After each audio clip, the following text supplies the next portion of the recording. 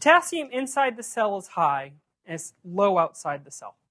So if we increase the potassium outside the cell, how do you think that will change the resting potential? Will it hyperpolarize or depolarize? Hyperpolarize or depolarize the resting potential? Is what? Hyperpolarize. Why do you think it's going to be hyperpolarizing?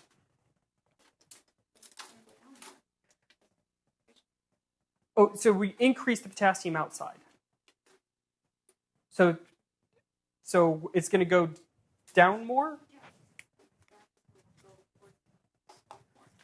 So if we increase potassium outside, the concentration gradient is going to be less. Right? So I mean, the driving force is dependent on how much concentration difference there is between inside and outside. So if we increase the potassium outside, then it's going to, the concentration gradient is going to be less.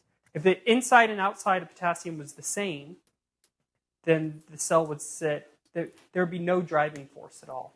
It would sit at 0. So by increasing potassium outside, we are making less of a driving force. So then that does, yeah, so it moves it this direction. It actually depolarizes the cell. So, and that brings us closer to threshold, right? So as we increase potassium outside, that makes the cells more excitable because it takes a smaller current pulse to bring them up to threshold. And this is one of the things that happens in epilepsy. When neurons fire a lot, well, they're letting potassium outside the cell and sodium comes inside the cell. And then and the potassium starts to accumulate outside the cell, and that makes the cells more and more excitable. And so it becomes sort of an excitable, positive feedback loop like that.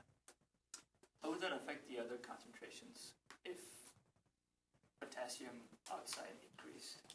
So we sort of work under the assumption that everything's independent. Now, of course, if neurons are firing action potentials, then you're getting sodium coming in and potassium going out, so you're getting exchange of ions. And then you actually have a pump which restores it, and the pump is not exactly the same rate for the potassium and the sodium.